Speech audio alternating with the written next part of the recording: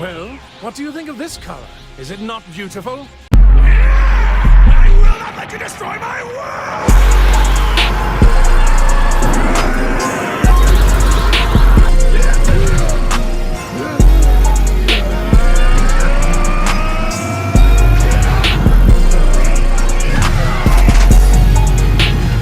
What is good, YouTube? Welcome back to the channel. If you're new, make sure you subscribe. You enjoyed the video, make sure you leave a like. Today I got a good one for y'all, man. If you can't already tell by the outfit color, we're gonna be taking a look at the SH Figuarts Super Saiyan Rose Goku Black. We're gonna be doing a full review as well as seeing how it stacks up against other figures in the line. So without further ado, let's get into it. This is the figure we will be talking about, and honestly, I ain't gonna lie, as far as Goku Black figures as of right now, this is probably your best option. I'm not gonna lie for you. One, it is super cheap. Right now, it's sitting on Amazon, I think, for like $29 like that. And that's crazy because I was about to get on here and start roasting this thing for this review because it was originally sitting at $35, and that's what I paid it for. It was sitting at that baseline of $35. And this thing barely has anything for it to even be sitting at that price. But as of me sitting on this camera and yapping to y'all right now, they did drop it down to $29, which I feel like is the perfect price for this because it barely comes with anything and it's so basic. Essentially, right now, you can get a Figuarts for the same price as a Dragon Stars, which is...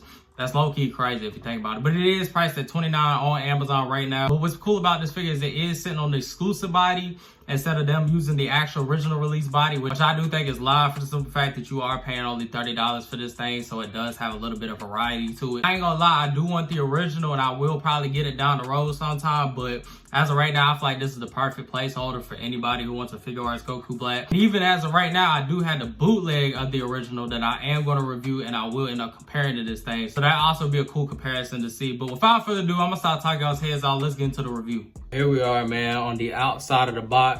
Now, I ain't gonna lie, ain't nothing too special about the box. As you can see, we do have SH Figuarts Goku Black on the left side. We get a product image of Goku Black on the right side. And of course, you can see him inside of the box. Coming in on the sides, we do have the same thing you see on any Figuarts on the side of the box. It's just gonna be the name of the figure. And then, of course, SH Figuarts on the side. Same with this side as well. Coming at the back of the box, you do have your typical poses of the figure on the back of the box, as well as some information about the figure itself. You get your typical warnings at the bottom. But other than that, man, ain't nothing too special about this box compared to any other Figuarts box. It is just a generic Figuarts box at the end of the day. With that being said, let's go and get into the figure itself. Here we are. Before we get into the figure itself, we do got to look at the accessories. And I ain't even finna lie to you. This is exactly why I'm glad that figure's down to $29 or at least $30 after shipping or whatever. Because to me, this thing ain't even worth $34, bro. This is the least amount of accessory I've seen with any Figuarts figure, bro. The other Figuarts that are at that $35 range have at least, I think, 2 more to 3, maybe 3. It might have 3 more hands than this one comes with, but ain't no way you paying more than $30 for this. I mean, it just wouldn't make sense. But nonetheless, you do get a little bit of accessories with it. We're going to get them out the way real quick. As you can see, we do come with a yelling face. And that's a whole nother thing too. I don't remember when this thing was made or when it was produced or put out there on the market. But all I do know is the faces on here are very generic. Even compared to the bootleg version, the faces on here are very plain. Now, I don't know for sure the time period of when this was made, so I can't really comment on if the 3D print was really like that for real at that point in time. But as of what I'm seeing with my eyes compared to other figures that I do have, like the Saiyan Raised on Earth Goku, these faces are very mid on this figure. I'm not gonna lie to you. Nonetheless, we do have a yelling face, and I mean, it is like, I don't really have nothing too crazy to say about it. I mean, it's there. It sort of looks like Goku Black, I guess. I mean, it does what it's supposed to do. Coming into the second face we do have just a plain regular face. The face that's on the figure has a smirk on it, and I feel like that's probably the closest to Goku Black you're gonna get. And of course, they put it on the figure instead of having it in the box. But nonetheless, you do have a stern face right here, and I mean, like I said, I mean, the paint's good. It was executed good. It just, I don't know. It just looks super basic. I don't have any life in the face. I don't know how to make sense of it, bro. Some of y'all might understand. But coming into the last face that we do get with the figure, it is a teeth-gritting face, and he's looking off to the side. I'm not gonna lie. I think this is probably the worst face out of all of them. It just,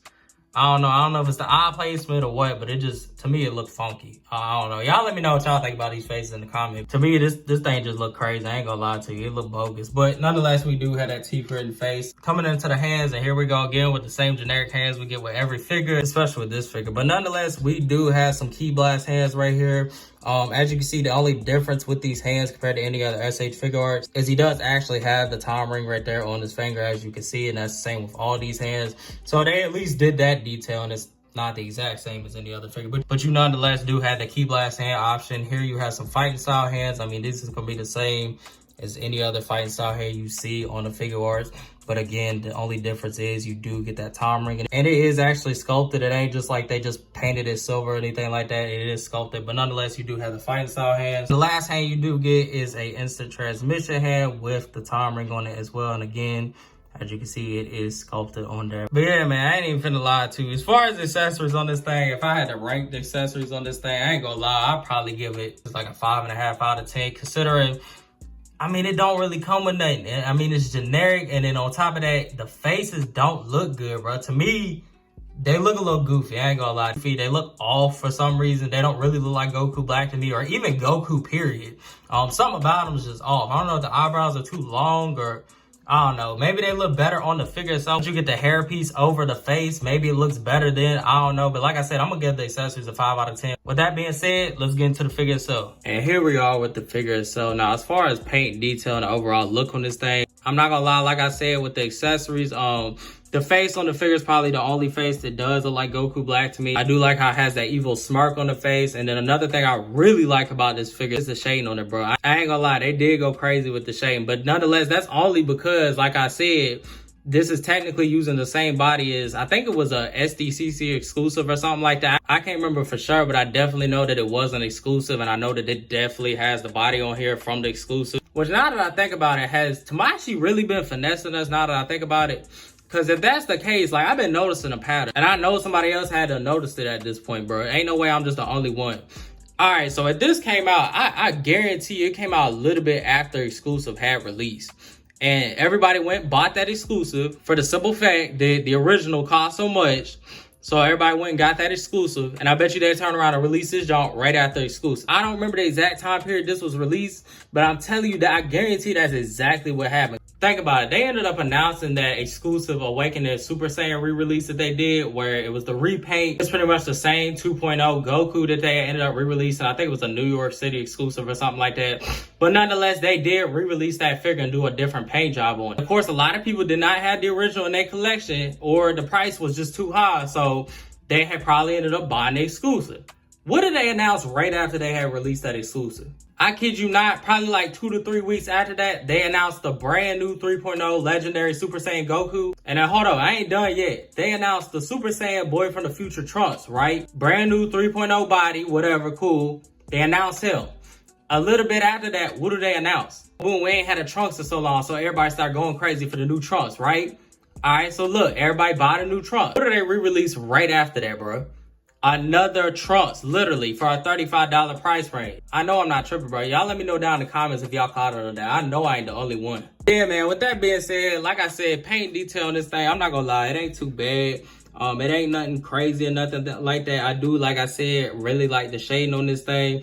I wish Figuarts would get back to doing shading like this on the figure. Cause I don't know, it just breathed a little bit more premium into the figure itself. It just made it look better to me. I don't know why. My personal opinion, even with me wanting it as anime accurate as possible, I still really like them doing shading on the figures. I'm not gonna lie, but nonetheless, this thing is painted perfectly all the way around. There is no complaints about the paint. Boots are done well.